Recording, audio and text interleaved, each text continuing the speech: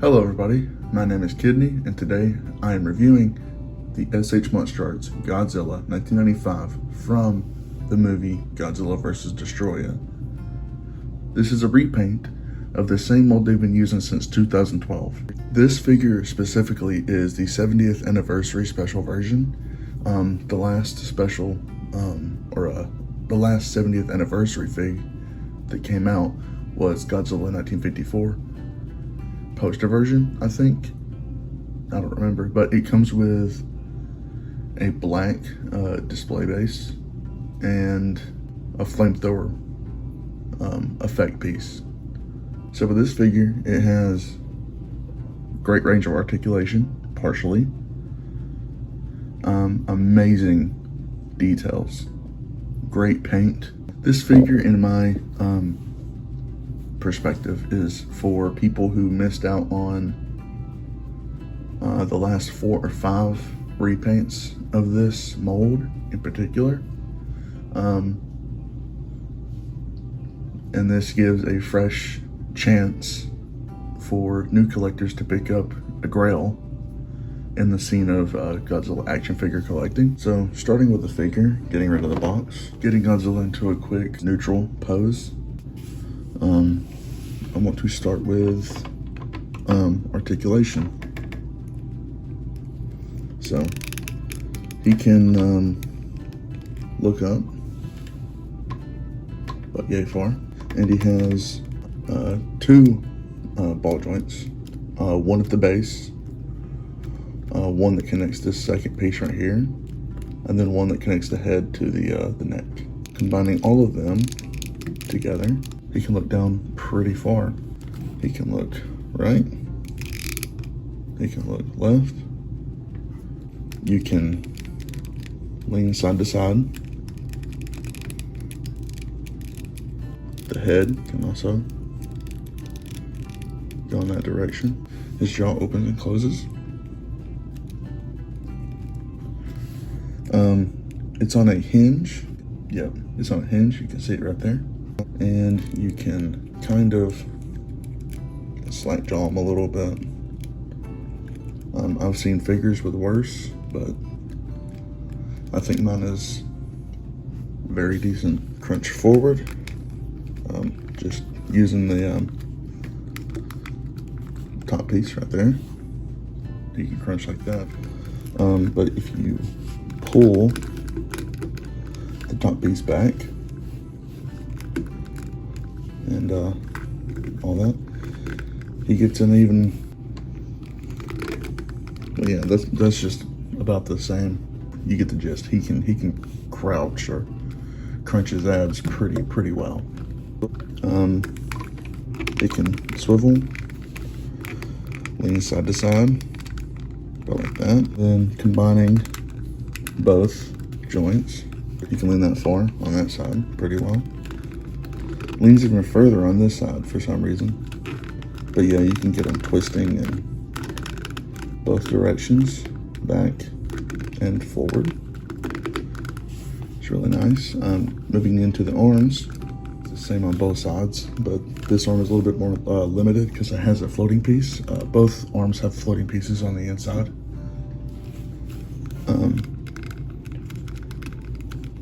You can raise his arm like that. Both arms can be raised up a little bit. Like that. CMT posing. He can rotate forward, rotate back, pull down. There's a ball joint connecting to the inside out to the shoulder. Rotation right here. Sorry. Rotation right there. It's on a ball joint.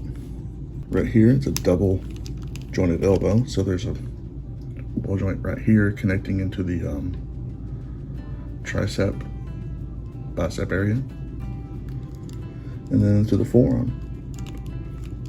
And accompanying that is a swivel.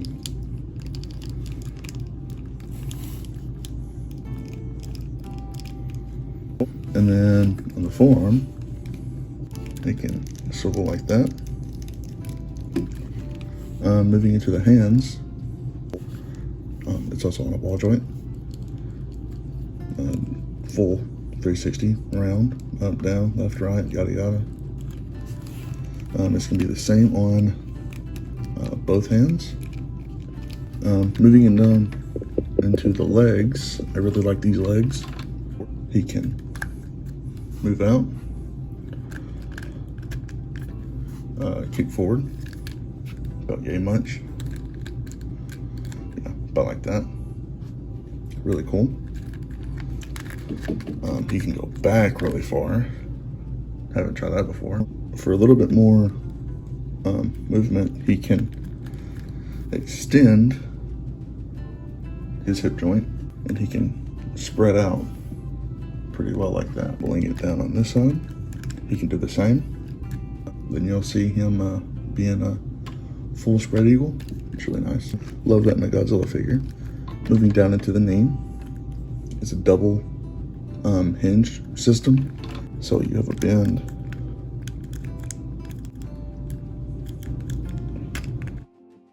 the top right here connecting the knee, and this right here is a floating pieces, which gives a nice full range of movement. A tilt action on the knee. This piece of fat can rotate, swivel, back. It can go that far back. Not much forward, basically neutral pose. Then the feet are going to be on ball joints, and he can get a nice ankle pivot. Even better, ankle pivot out, full rotation. This piece right here is a floating joint, or a floating piece, sorry. Here is where I start to run into my issues. All these segments are on a ball joint system that is extremely outdated in the terms of modern Godzilla figs. So you can pull his tail down at the base, get a full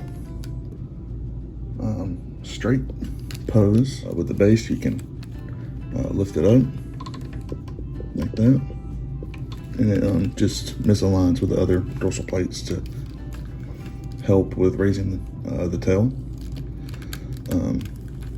But yeah, it can just move left, right. Every one of these is a swivel.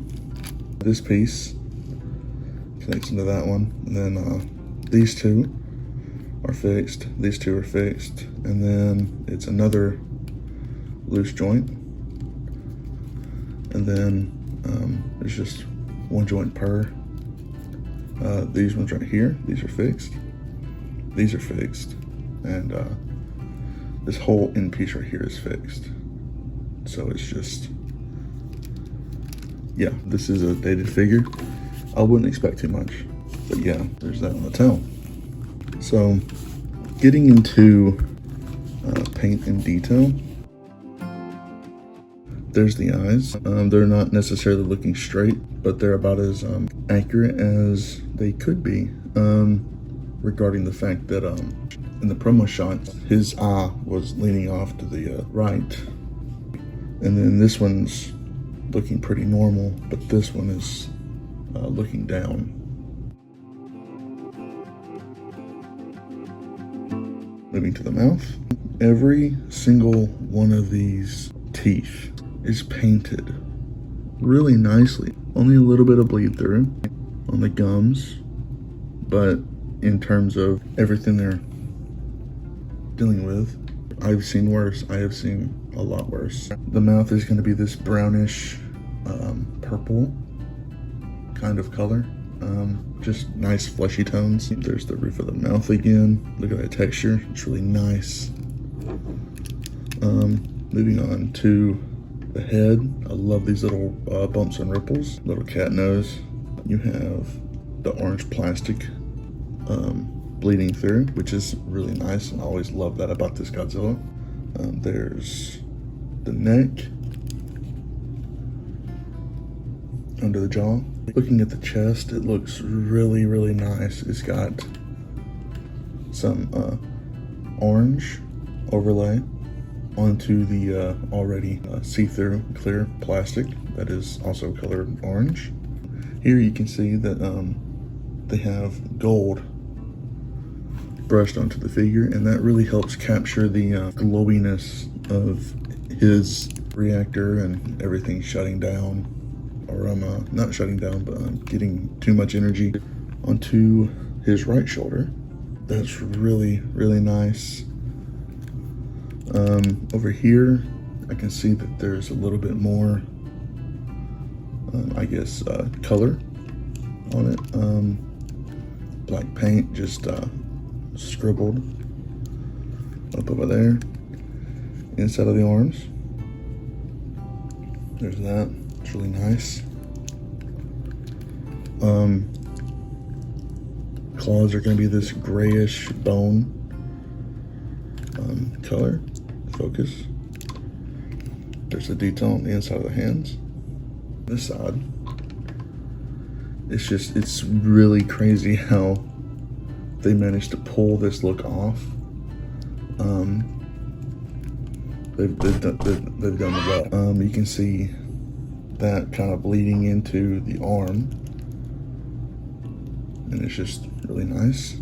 Here's the detail on that arm with this hand. Detail again on his stomach, his abdomen. It's just going to be clear plastic painted over with black. I imagine they did that because of the rubbing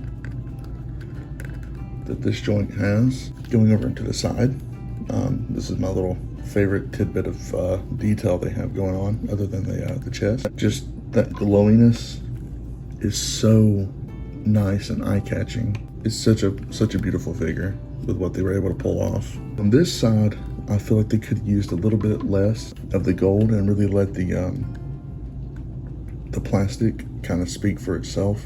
Maybe just a little bit less, but nonetheless, I think they did great. Then he has a little bit more on the inside. That's really cool.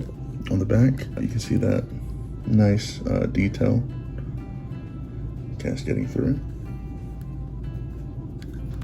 On this side, he has like this is what I mean. Like, I enjoy the look of just the see-through plastic, and it's so nice seeing what they were able to pull off with just a little bit of paint added to it.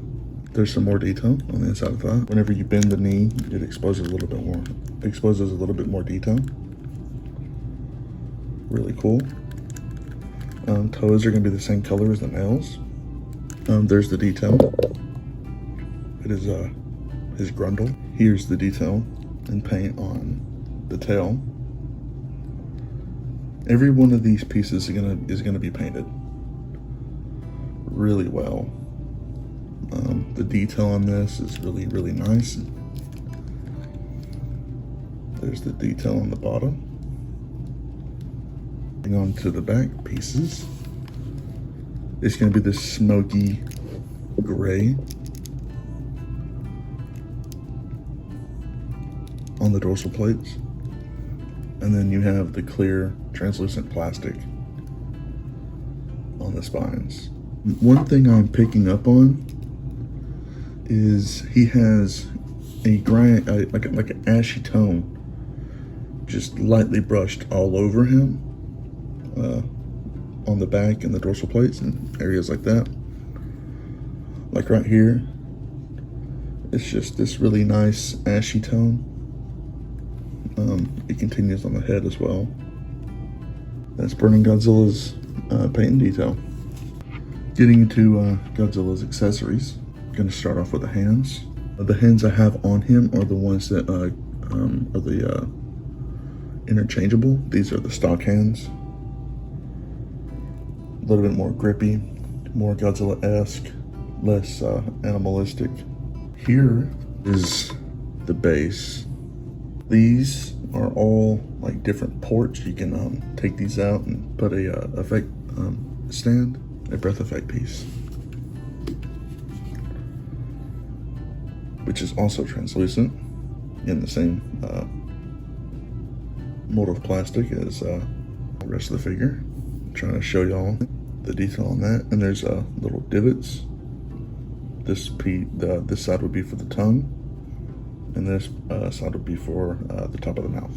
And then a really orange fire blast effect. It's really cool.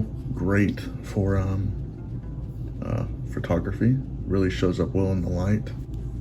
It just really catches the light really well. And now you have Godzilla shooting his blast effect. I cannot explain how thrilled I am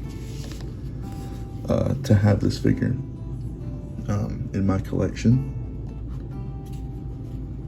This has been a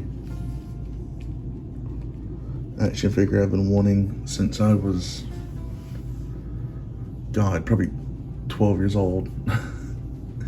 Like 12, 13, 14, somewhere around in there. My early teenager life is exactly when they started making these things. Okay, so size comparisons. 89 Goji, 91 Goji. Yeah, he scales really well with SH monsterarts figures. There's the SH monsterarts for size comparisons. Haya's 91 Goji. Haya's pre-evolved Godzilla. As you can see, these figures tower over him, but that's not really a big problem for me. I mean, these two in particular, they just remind me of playing the PS4 game, playing as Burning Godzilla at the end of the game and having this guy just tower over.